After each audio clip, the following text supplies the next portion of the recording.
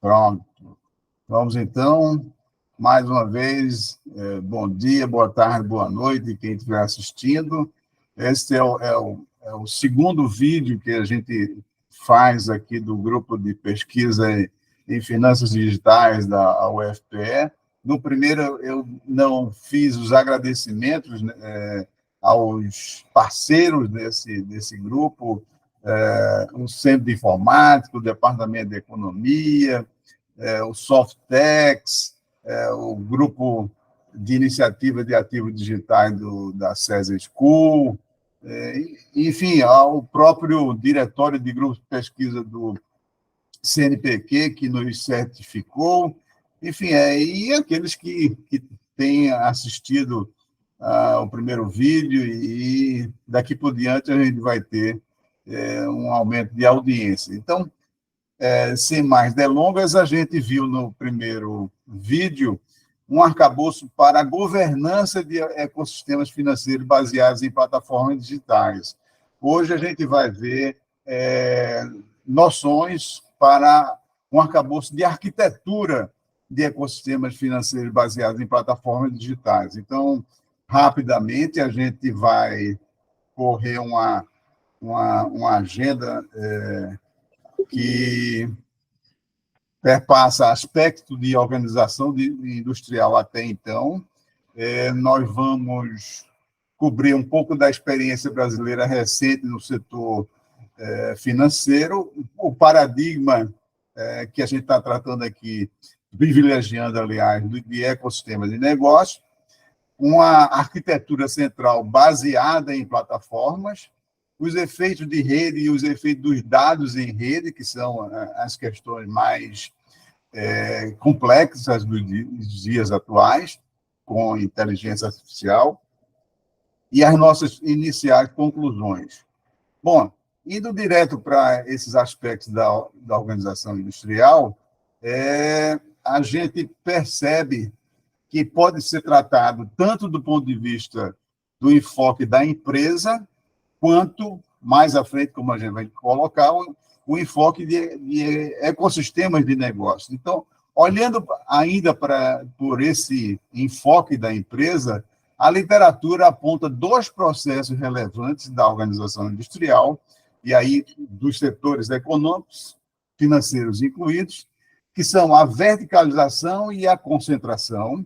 Do ponto de vista da verticalização, o contraste é a desverticalização, e do ponto de vista da concentração, é a desconcentração. São fenômenos que ocorrem em determinados momentos.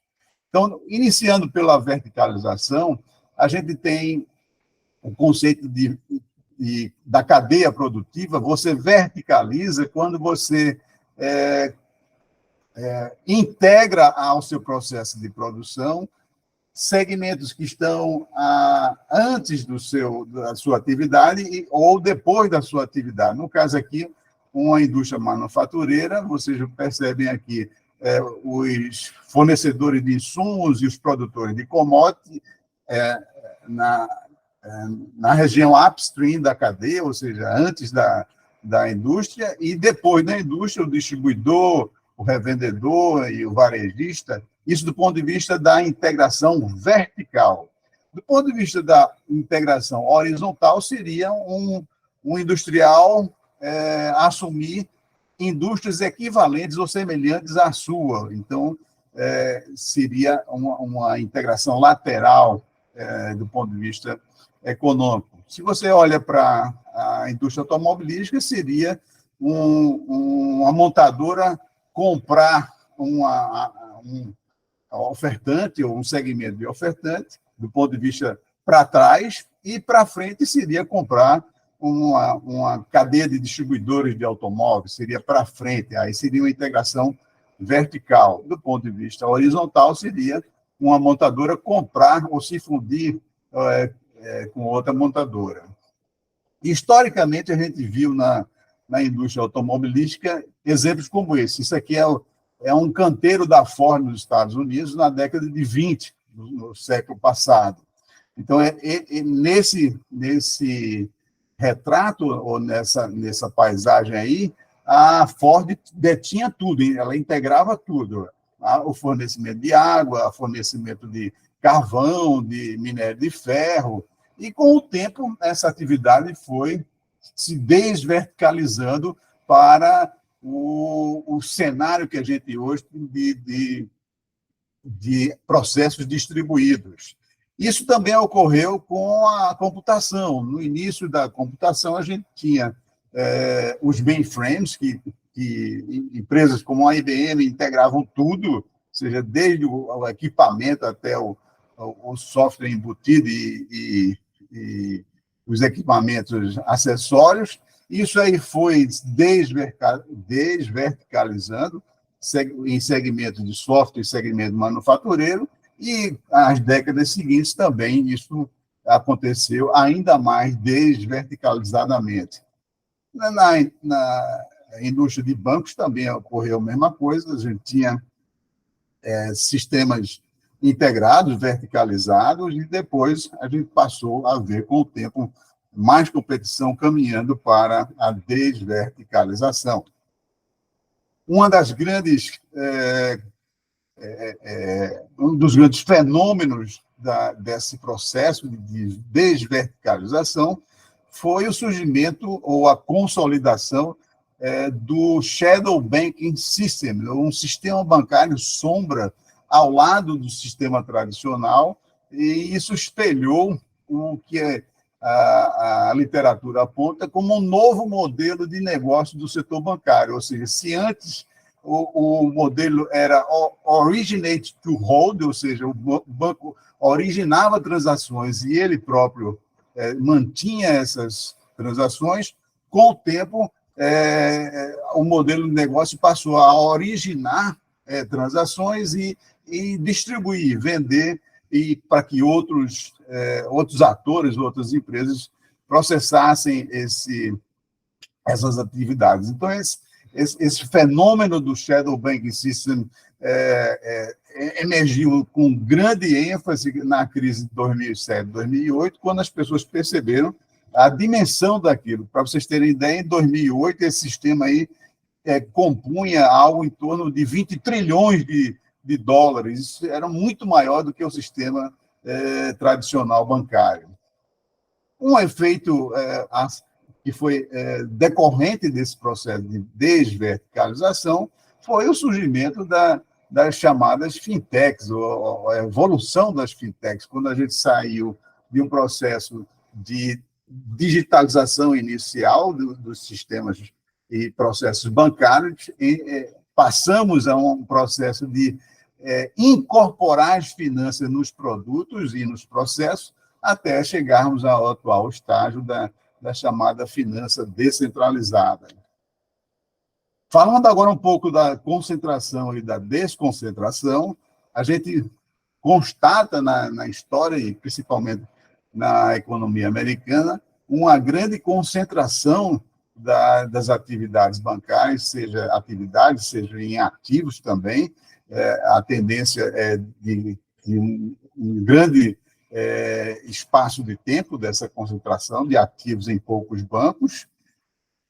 No caso brasileiro, a mesma coisa aconteceu. Só pegando aqui esse século, a gente vê a tendência de concentração nos principais 3 bancos brasileiros. Isso ocorreu até um determinado patamar, e quando a gente percebe que, a partir de 2016, há uma desconcentração dessas atividades, e a gente vai tratar um pouquinho à frente.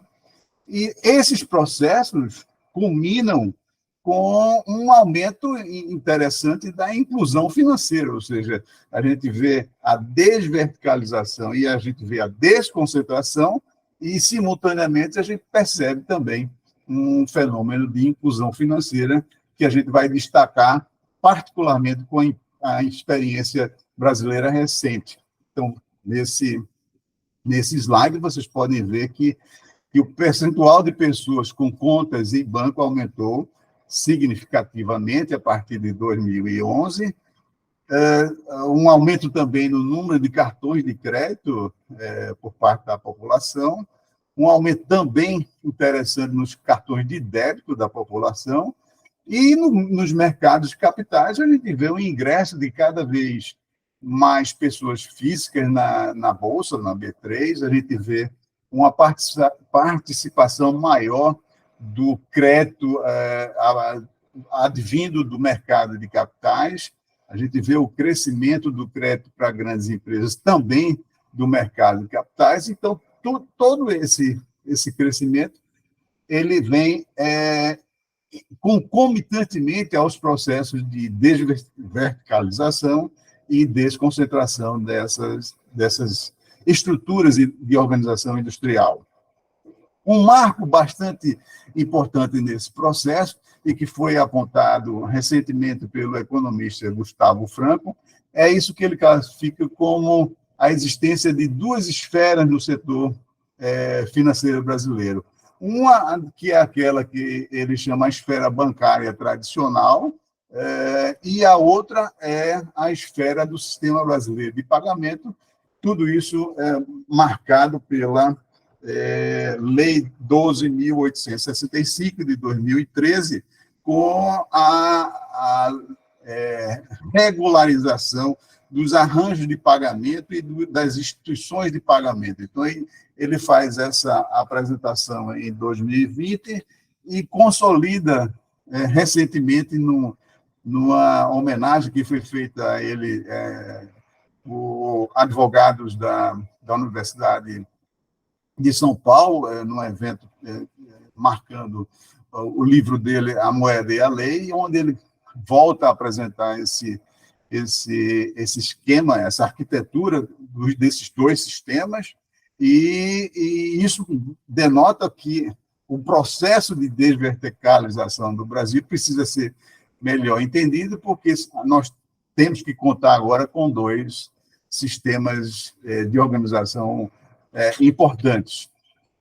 Bom, uma vez que a gente percebe que a desverticalização surge e a desconcentração aumenta, é necessário perceber de que maneira esses dois fenômenos acontecem e como o paradigma de ecossistema de negócio pode nos ajudar na interpretação desses dois processos. Aí a gente utiliza o enfoque do ecossistema de negócio, trazendo, pelo menos ao meu conhecimento, dois dos grandes scholars que trabalham esse paradigma novo, que são o professor Adner e o professor Kapur, dos Estados Unidos. O Adner privilegia um enfoque que é muito mais voltado para as atividades e o Kapur voltado mais para os atores envolvidos. Então, aqui estão alguns dos conceitos que eles privilegiam. O Adner privilegia uma estrutura de alinhamento de um conjunto de parceiros multilaterais que precisam interagir de forma a focar numa proposição de valor para que ela se materialize, e o Kapur trabalha com um conjunto de atores que contribuem para a oferta dessa proposição de valor. E aí a gente tem todo um entendimento do que cada um desses enfoques dos dois escolas privilegiam. Aqui um pouquinho do Kapur, eu vou deixar para quem se interessar mais aprofundar nesses conceitos que os autores privilegiam, mas eu queria dar um destaque aqui especial ao Kapur, professor Kapur, que evidencia a perspectiva dos ecossistemas e sua criação de valor a partir de complementaridades entre esses atores e interdependências entre esses atores.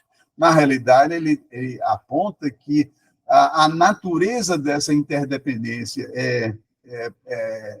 é algo que precisa ser esclarecido, porque simplesmente olhando para uma interdependência de um ofertante com uma empresa e um mercado de usuário específico que não conta com um complementador, é diferente daquela entidade ou daquele ecossistema que contempla um complementador, ou uma empresa que que auxilia no processo de produção. No caso aqui, o primeiro é apenas uma interdependência sequencial do lado da oferta, mas aqui na figura mais abaixo é uma demanda combinada de interdependência para atender os usuários. E isso se reflete na questão da estrutura de governança. Num primeiro momento, é apenas a empresa com os seus direitos de decisão que atua com esse ofertante ou esse supridor, e no caso abaixo do complementador, você tem um alinhamento de uma estrutura que tem que contemplar a ideia de ecossistema. Então, é muito interessante a visão deles, e isso rebate também no tipo de conformação de como esses complementadores atuam para apoiar o orquestrador do ecossistema. Então, aqui ele tem uma questão de pesquisa que é interessante, que é como é que esses complementadores se estruturam. Ele trabalha a ideia de clusters e centralidade desses complementadores. Ele evidencia que essa organização em cluster e a centralidade deles é importante para o processo competitivo. Eu não vou dar muito detalhe, mas é só para que vocês percebam que existem formas de estruturar o processo econômico de levar valor ao consumidor final. Aqui ele trata da periferia da complementaridade, e aqui ele aponta como a competição altera em função da diversidade de clusters de complementadores e da centralidade desses complementadores. Então, é interessante observar, imaginando como hoje o sistema financeiro está se especializando em várias ofertas de valor, e que nós precisamos entender com muito mais cuidado para compreender como o valor é co-criado nesses clusters. O Capô usou o ecossistema do iPhone para chegar a essas conclusões, e depois podemos avançar nos detalhes dessa pesquisa dele. Bom, mas a ideia aqui para vocês é demonstrar que o ecossistema ele se baseia em plataformas. Então, eu vou dar alguns hints de como a gente trata as plataformas para, em seguida, chegar em um dos alicerces das plataformas, que são os efeitos de rede. Eu estou pegando aqui um pouco de cursos que eu dei no César nos últimos anos, principalmente tratando de plataformas, ou seja, como é que o valor é criado, entregue e capturado em um ecossistema. Então, vem aqui o Capô nos iluminar que muitos ecossistemas se organizam no entorno da arquitetura, de uma arquitetura central baseada em plataforma, e que serve como um alicerce para as empresas ofertarem produtos complementares e serviços. Na realidade, a literatura de 2015 para cá vem nos ajudando muito sobre esse conceito de plataforma. Esse livro aí é muito interessante, Platform Revolution, mas nesse próprio livro, os autores apontam 10 itens que são relevantes na constituição de plataformas. No meu curso, eu adiciono 2, que são os próprios conceitos e a competição e a cooperação, que são importantes de discernir, que no livro não é tratado em grande profundidade. E aí eu venho com os conceitos dos próprios autores, tratando de plataforma como interações que possibilitam a criação de valor entre produtores e consumidores externos à plataforma. Isso é o conceito desse Platform Revolution. Depois nós temos o matchmakers que entendem a plataforma como algo que pode construir sobre ela e algo que facilita interações. Por isso é que os autores mais recentes colocam que existe uma leitura de engenharia das plataformas e uma leitura de economia e de management, de gestão das plataformas, mas tudo observando que tipo de interações são feitas. Aqui o livro Matchmakers.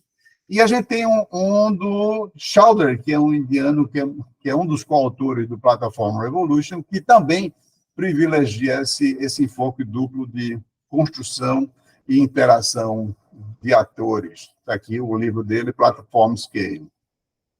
Mas o que eu queria dar destaque é o olhar dos economistas, principalmente o dos professores Rocher e Tirole. O Tirole ganhou um prêmio Nobel por trabalhar esse conceito de competição de plataformas em mercados de múltiplos lados. No caso aqui, esses são os papers iniciais da pesquisa dele e que ganharam grande relevância na literatura econômica recente. Aqui o destaque deles é para essa noção de múltiplos lados. Aqui aqui já é uma dissertação de mestrado de uma jovem sueca, se não me engano, ela destacando esse olhar de plataforma de múltiplos lados em redes de recarga de veículos elétricos. Eu acho que é na Suécia mesmo. Pois bem, aí a gente chega à noção dos efeitos de rede e os efeitos dos dados em rede. Nesse sentido, o que são os efeitos de rede de uma plataforma? Ou seja, o efeito de rede ocorre quando um produto ou serviço se torna mais valioso para os seus usuários à medida que mais pessoas o usam. Para os economistas, isso é o que a gente chama as economias de escala do lado da demanda. Na era industrial, a gente sempre observava as economias de escala do lado da oferta. Nessa era digital, se privilegia esse lado da demanda. As propriedades que a gente tem que observar a partir de agora são de economias de rede, são essas que observar o lado e a direção. No caso aqui, a gente tem economia de rede negativa ou positiva do mesmo lado da plataforma, ou economia de rede negativa e positiva cruzando a plataforma para outros lados. E isso é evidenciado em casos como o do Facebook, o do Airbnb, do Uber. Isso é uma figura muito que já virou história, que é a explicação do investidor do Uber para os efeitos de rede do Uber. Isso aí foi demonstrado também, foi trazido. Isso era um desenho de guardanapo num restaurante, foi feito por esse investidor, que virou um desenho no próprio IPO do Uber, se não me engano, 2019, eu não me lembro agora mais a data, e demonstrando como esses efeitos de rede foram vitais para o crescimento do Uber. Aqui os bilhões de viagens que o Uber tem realizado no mundo. E, mais recentemente, a gente percebe um interesse de outros autores.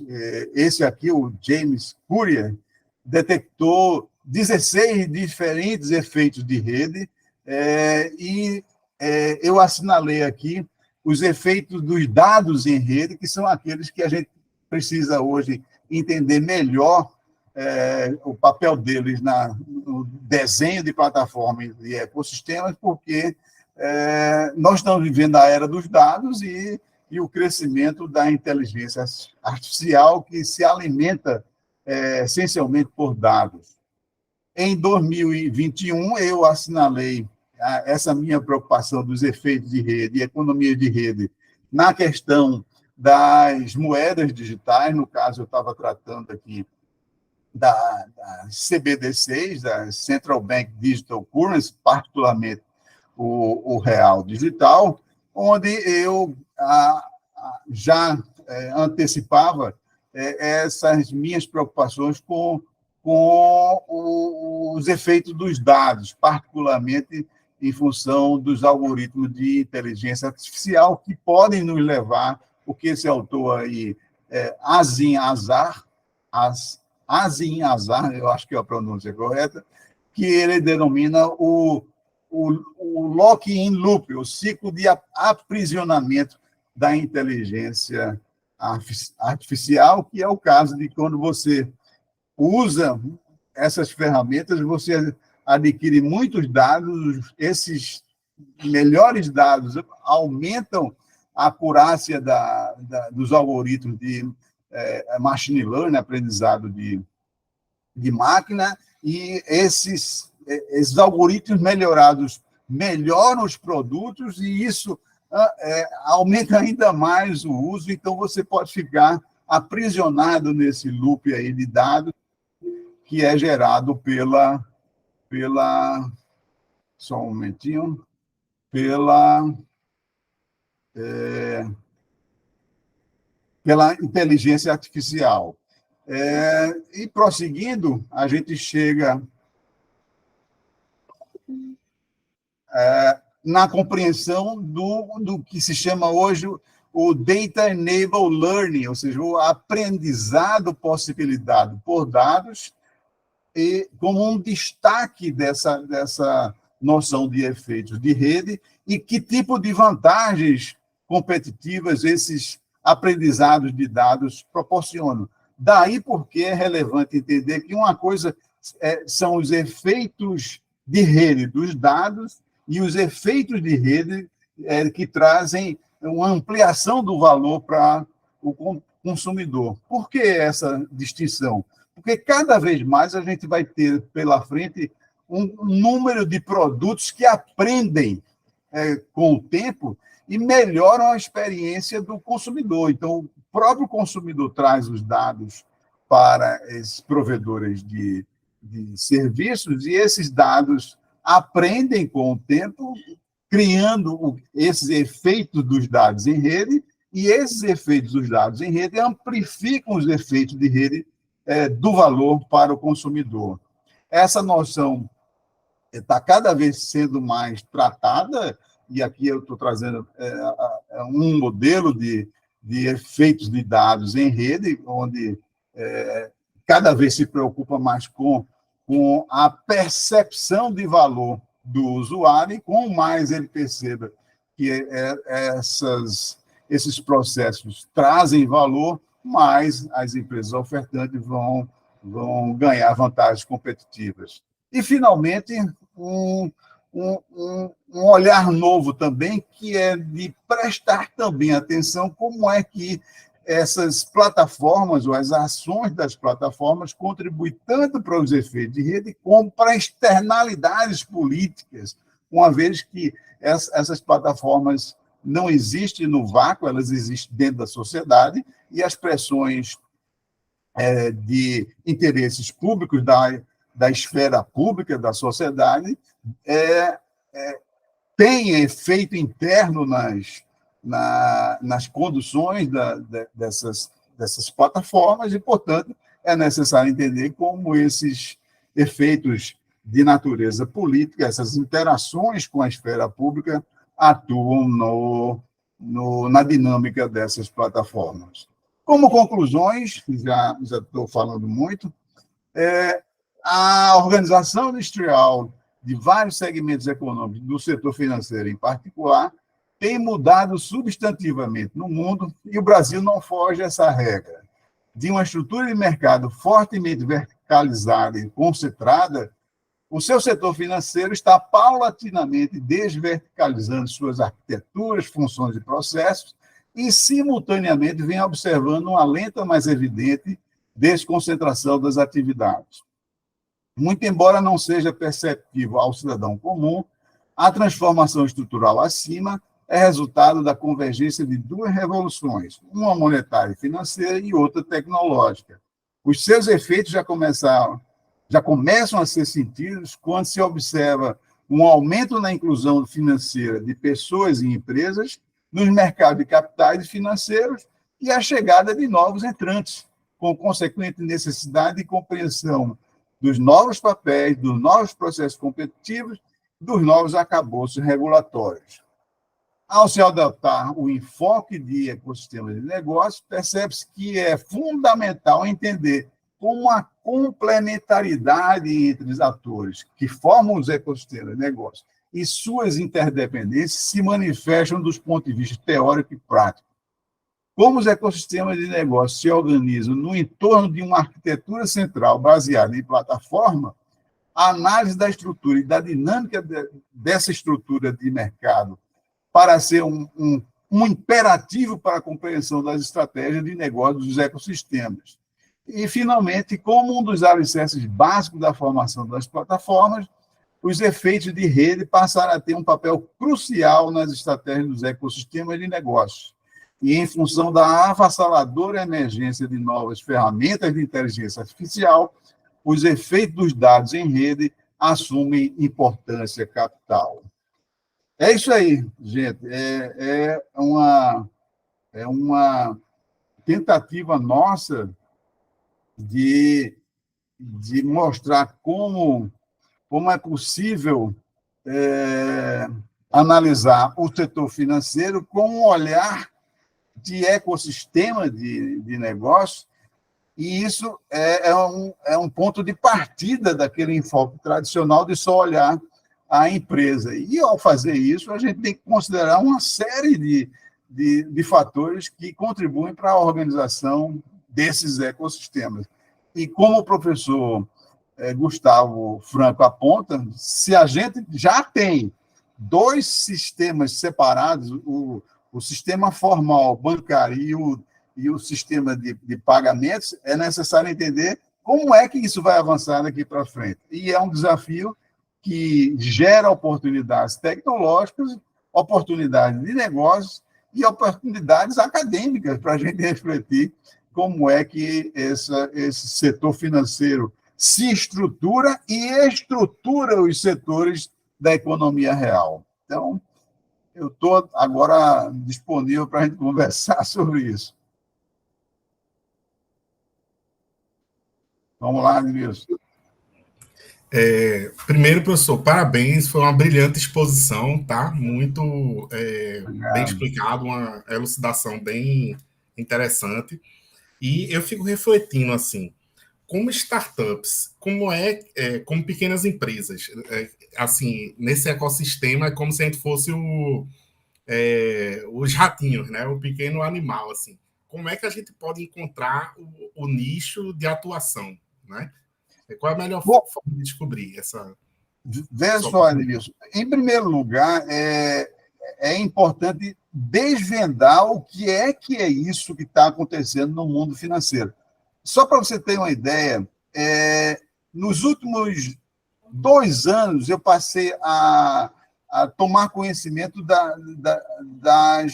dos detalhes do que se chama o Shadow Banking System, que é um sistema que foi gerado lá nos Estados Unidos nos anos 80 e 90 e que foi praticamente o responsável pela crise de 2007 e 2008.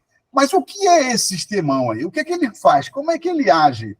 Ele é maior do que o sistema tradicional. Mas quantas pessoas sabem o que é que ele faz? Então, se você não entende o que é a organização do setor, fica difícil você perceber onde é que estão os gargalos, onde é que está a mina de ouro, um novo caminho para onde esses segmentos estão indo. Então, o nosso papel aqui como grupo de pesquisa é desvendar essas tendências, principalmente essa que eu coloquei aqui, que é da desverticalização e da desconcentração, como fenômenos econômicos que estão na sua trajetória, e a partir daí a gente identificar. Eu, pelo menos, não sabia isso que o Gustavo Franco mostra dos dois sistemões que a gente tem hoje, né? Ou seja, o sistema tradicional e o sistema de pagamentos. Ou seja, são mercados que foram criados recentemente, regulados recentemente, e que vão interagir com o ecossistema DeFi, que a gente está visualizando, e você é um player desse processo.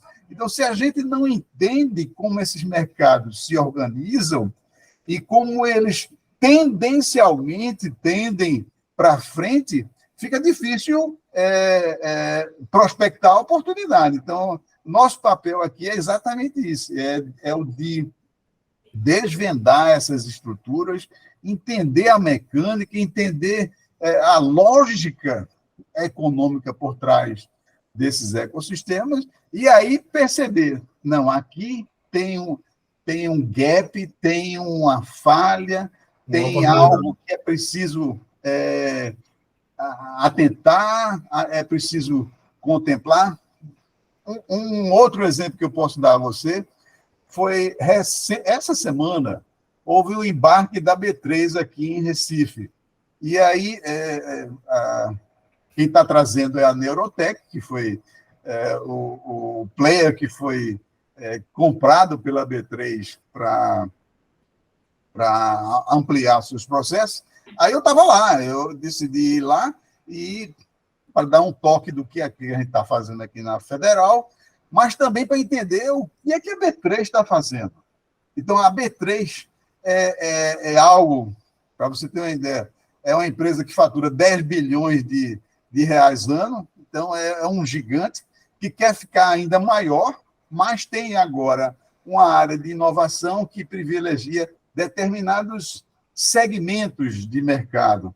E aí você fica, uau, é impressionante, é impactante o que eles têm para fazer, mas a gente precisa entender como é que a gente ancora uma âncorazinha lá para ser arrastado por eles. Então, nesse sentido, tinha umas 3 ou 4 startups apontando o que estão fazendo, mas é um universo tão grande que a gente não dá conta aqui como polo, como ecossistema, da demanda que eles estão tendo, porque é muita coisa para ser feita. Então, voltando ao argumento, a gente precisa entender a lógica desses sistemas grandes que estão se reciclando, se reposicionando, para nós, formiguinhas, ancorarmos nossos desejos, nossas aspirações.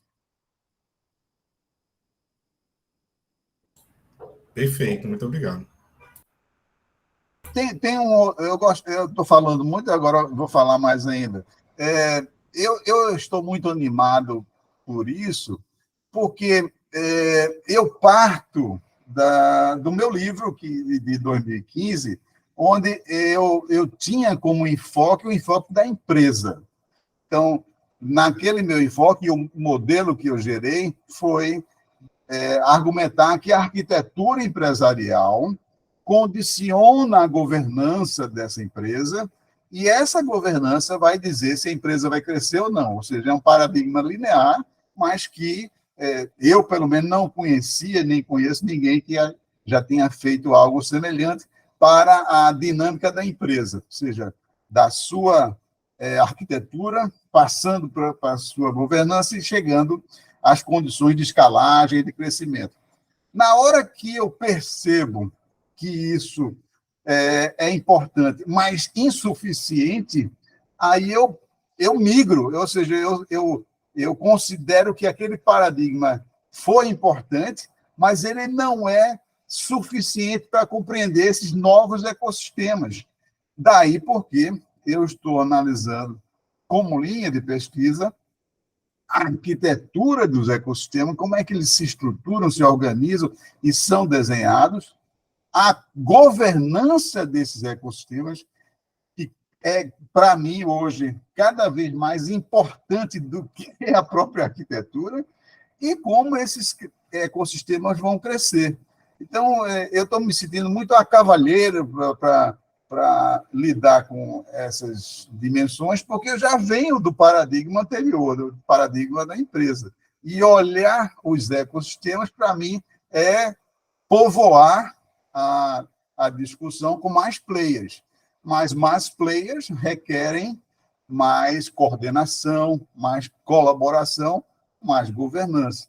Então, é nesse sentido que eu vislumbro que precisamos formar mais pessoas para que elas percebam que, olha, por aqui tem uma tendência de oportunidades, por aqui tem outra, ou seja, nessa discussão hoje de inteligência artificial, como é que isso cai no setor financeiro?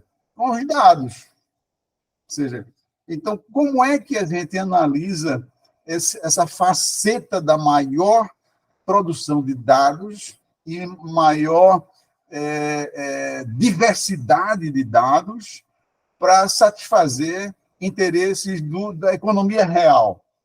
Construção civil, por exemplo, como é que a gente pode ajudar a construção civil com essas novas ferramentas? A partir dos ecossistemas que a gente identifique de inteligência artificial, de ecossistema financeiro, enfim, essa diversidade, essa ecologia que eu estou visualizando para a gente poder trabalhar nela, porque senão em mais de 30 anos de academia aqui, é muito complexo o que está acontecendo. Então, só fazer uma síntese do que está acontecendo já é uma trabalheira enorme, quanto mais atuar. Então, nesse sentido, o nosso papel é ajudar nessa síntese, ajudar nessa compreensão para que vocês, mais jovens, que têm mais futuro, entendam a lógica que os mais velhos estão tentando capturar. E os mais velhos aí incluem Gustavo Franco, que é uma cabeça, né, impressionante como ele sintetiza bem, em função da experiência que ele teve de presidente do Banco Central, e outros, como nossos colegas aí, o Courtney Guimarães, que vem do mercado privado, domina várias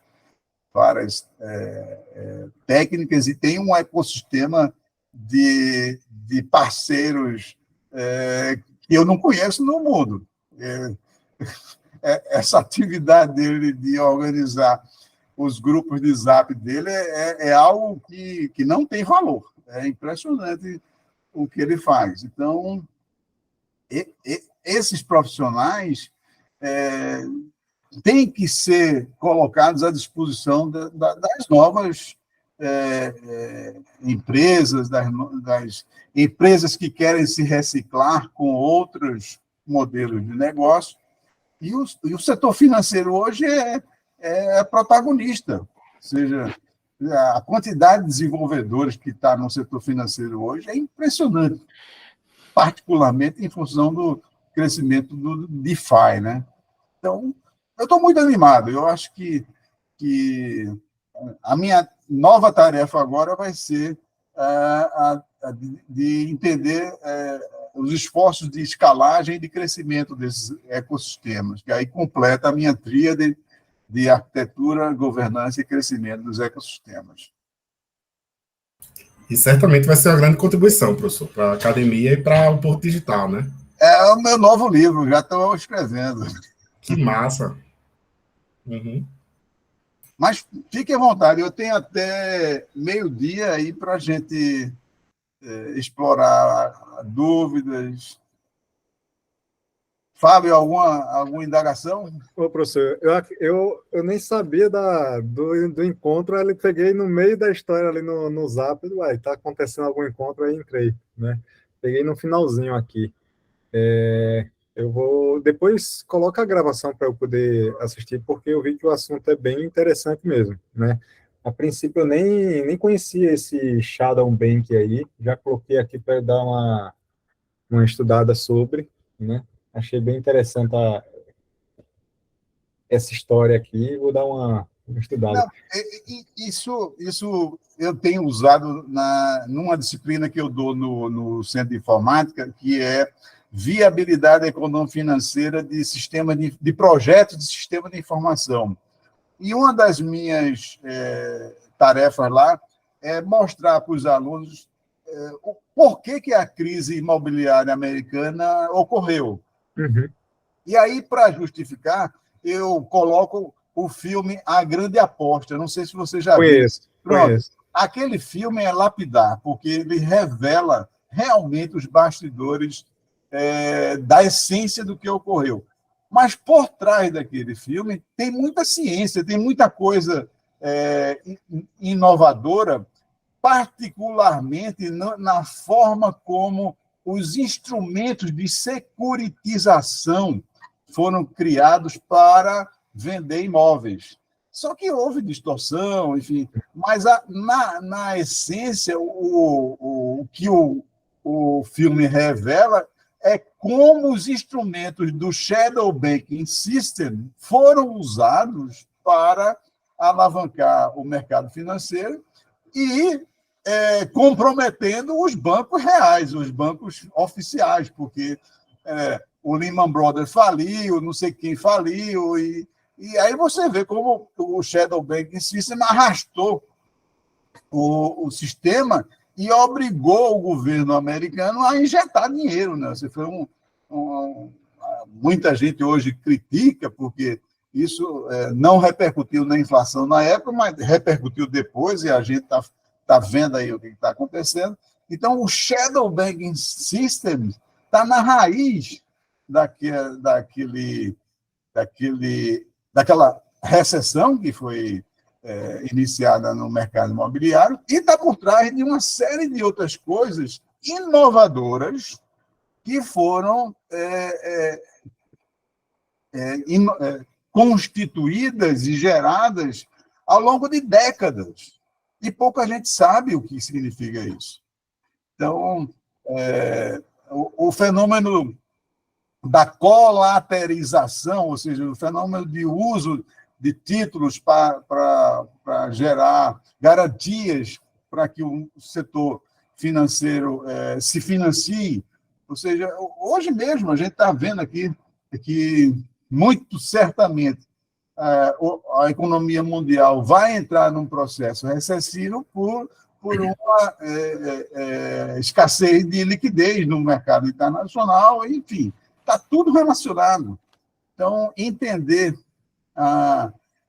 como esse Shadow Banking System se organiza é crucial para a gente entender quem são os players, quais são as novas demandas, como é que o real digital, Ednilson, como é que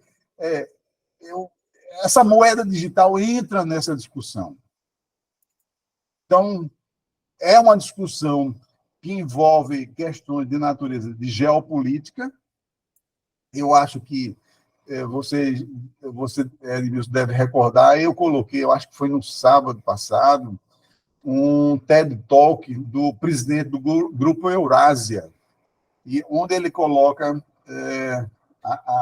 a nova estrutura de organização do mundo, e ele diz que o poder que virá a partir de agora não é nem tanto das nações, como Estados Unidos e China, mas sim de um novo ator, que são as plataformas digitais, que têm mais poder do que essas entidades e essas nações. E como é que a gente navega nisso? Né? Então, é um mundo muito diferente, é um mundo muito complicado, e a gente precisa entender como isso se organiza. Então, essa nossa gota d'água aqui do grupo de finanças digitais é o que eu estou dizendo, é uma gota d'água para entender um oceano. É o surgimento de atores não estatais, né, professor? Exatamente. A complexidade do cenário. É muito complexo. É muito complexo. É você reconhecer que questões tradicionais da vida dos países, como soberania, a gente vai ter que abdicar de algumas coisas, mas vai ter que introjetar novos papéis. Ou seja, essa noção da moeda digital, ela tem como é que como é que serão os usos dos nossos dados? Isso não está claro. Não está claro. A gente tem discutido muito do ponto de vista tecnológico. Edmilson trabalhando aí em interoperabilidade das redes, dos sistemas, alguns outros não, o protocolo X ou Y, enfim, o padrão vai ser esse ou aquele, mas essa é uma discussão técnica. Tem uma discussão numa camada política que precisa ser tratada do ponto de vista da a moeda de reserva internacional, continuar sendo o dólar?